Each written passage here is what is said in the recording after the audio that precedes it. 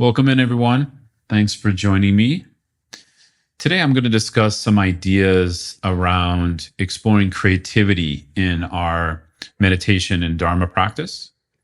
So, as some of you know, I've been exploring and practicing in the lineages of Tibetan Buddhism for the last 23 years. 9 of those years was spent as a Buddhist monk.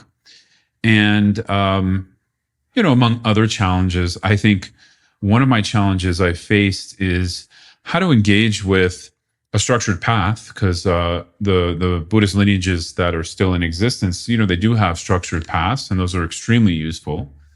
How to engage with a structured path and yet still approach it with some creativity. And so today I'm going to talk about some ideas of how I've worked with creativity in my Dharma practice and approach to the practice and understanding of Buddhism. And I hope this can give you some ideas for how you might bring more creativity into your path.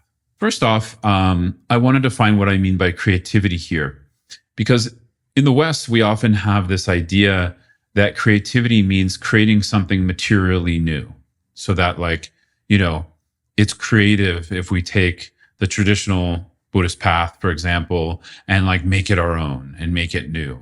Now, there is something to be said for making it our own, but in my experience, making it our own is really something that should come out of working with the structure. So another example of this is before I got into Buddhism, I was a musician. I've been a drummer most of my life. And I grew up playing jazz because my father's a jazz bassist. And a lot of people maybe don't know what jazz is. Jazz is not one type of music. Some people think of a very kind of old-timey thing when you hear the word jazz, but actually jazz is continually creating itself and creating new forms of itself, I guess over the last 80 years or something like that, for a long time. And in jazz, we also have this way we work with the art and the culture and the history of the music, which is when you're training as a musician or as a jazz musician, you're actually working a lot with structure in the beginning. Some people, when they hear jazz, they hear freedom, but actually that freedom comes from having mastered the structure to a certain degree. So I'm thinking of someone like John Coltrane, who's a tenor saxophone player, probably one of the most famous jazz musicians ever, the hero for many, many jazz musicians. And he, when you track if you start listening to his journey as a musician from his early records to his later records, towards the end of his life, he became quite free, and he actually explored what's called free jazz. And when you listen to it, some of it sounds very chaotic and unstructured, but there's genius underneath his playing there. And he was actually able to do that because he mastered not only the structure of his instrument and, jazz and also beyond jazz. I'm sure he trained a lot in classical and other styles of music, blues, etc. But you see what I'm saying here. Sometimes we think creativity means creating something new right away, but I think actually creativity comes from engaging with a structure or a path. And so I'll just say that initially because for me, that was a challenge, because how do we adopt or work with a structure of beliefs and ideas, which Buddhism puts forward, like the Four Noble Truths or the Eightfold Path, or any of these kinds of structures of working with our mind?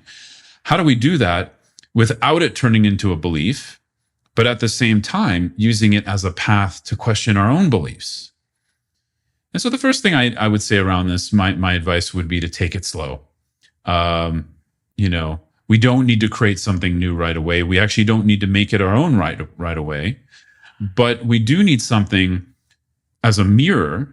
In this sense, the Buddhist path, for me, has been this mirror to look back at my own mind, to look back at my own behavior, conduct, the way I relate to my thoughts, my emotions, the way I relate to me, and even me-ness, my identities throughout my life. So in that way, taking it slow, it's become incredibly useful for me. I'll just share with you, this sense of I think I never knew how many unconscious beliefs and biases and ideas I had about myself and the world until I started practicing the Buddhist path in this way. And so it's a lot like, two stones coming together and rubbing up against each other, or an analogy I've heard some Buddhist teachers use as like a sharpening stone and a knife. And when you're sharpening that knife, both the knife and the sharpening stone are actually wearing away at the same time. And this creates the phenomenon known as a sharp knife. And in Buddhism, that sharp knife can be an analogy to this wisdom aspect of the mind that's able to cut through our projections and confusion about ourselves and others. I would say like that the initial projection we're trying to see is that we're not our thoughts.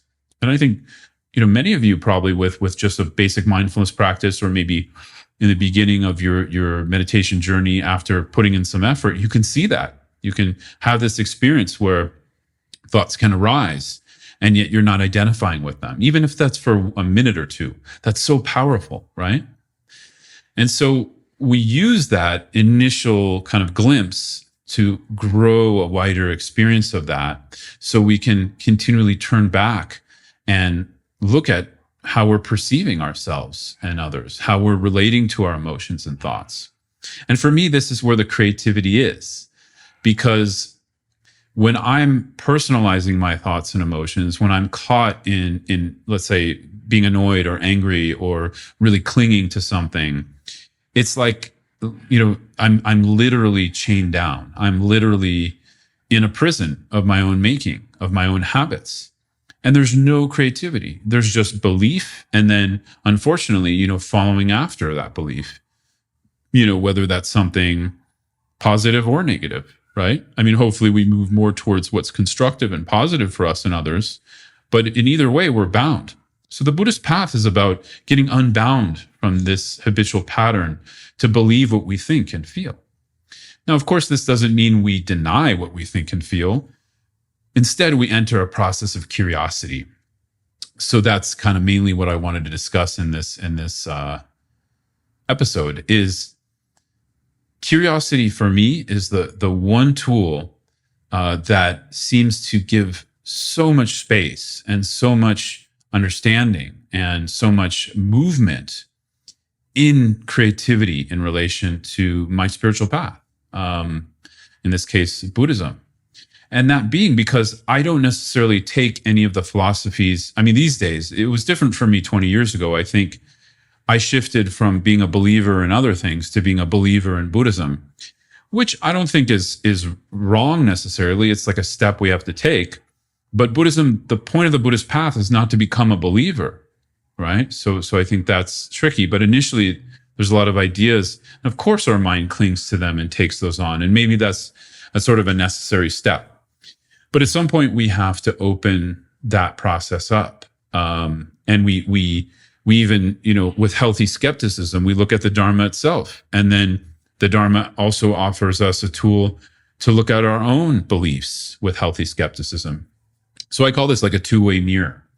And, either way, if we're going into the extreme of belief in our own habitual patterns, projections, thoughts, and ideas, that's an extreme. And I think if we're just going into being a believer of a religion or a spiritual path, that's also an extreme, because we're not then using it to engage with the mind.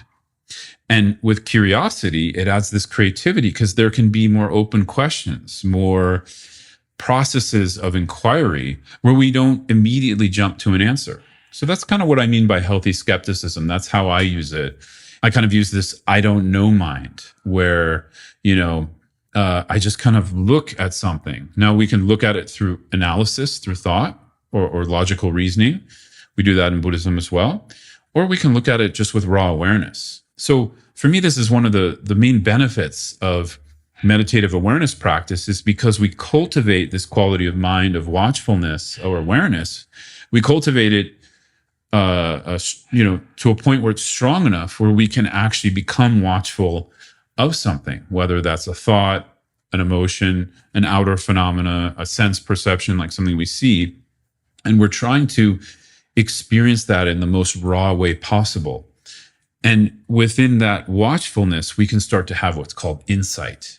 And that essentially makes up what we call insight meditation in all its different forms, right? All different kinds of methods around insight meditation. Insight meditation are those sparks of seeing beyond the projection.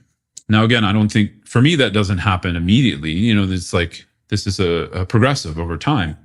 And definitely I have a lot of, projections. It's not like I've cut through all of them, or anywhere near that. And that's not the point of what I'm saying. For me, I'm not really so interested in the conclusion when it comes to holding creativity within my Dharma practice. I'm much more interested in the process of curiosity, of what kind of questions can I ask, or can I just sort of allow awareness to rawly take in information that I'm hearing, seeing, thinking, how I'm relating to a belief, or I think most importantly, how I'm experiencing an emotion, because that's where we get really stuck, because emotions are strong, right? They pull us in, they grab us, whether it's attachment, anger, jealousy, pride, whatever. We get, taken by our emotions. And this is, one of the main causes of suffering. So we have to have some way to break this down and some way to do this in a creative way, because for me, it's almost, I don't know if I call it fun, like seeing, a destructive emotion when it pops up in my mind. I don't know if I'd say that's fun, but over the years, it's become creative. So there's some fluidity to that. There's some kind of like, like when something piques your interest, you're like, and you kind of look at that, right? You kind of like, oh, interesting, or wow, look at that. There's this quality that can come out of the practice eventually like that. But like I said, this doesn't all happen in a day. So we have to take it slow. We have to use our wisdom and energy to practice and to develop both curiosity and this capacity to connect with that watchful, aware quality of mind. So I'll leave my thoughts on this here today. I'd love to hear what you do in this department, how you find creativity in your practice. I'd love to hear your feedback if you have any more to add on what I just shared. And for me, this is all about kind of exploration and finding new ways to discover what's binding me, essentially, because the Buddhist path is really focused on that. It's focused on like what is actually causing suffering. And it's not enough to know that conceptually. We actually have to see it through meditation, because that's when we develop the pivot or the shift away from the causes of that suffering or pain or dissatisfaction, which Buddhism generally agrees is coming from the mind. So thanks so much. I hope this helps. Wishing you all the best in your practice and exploration of the mind.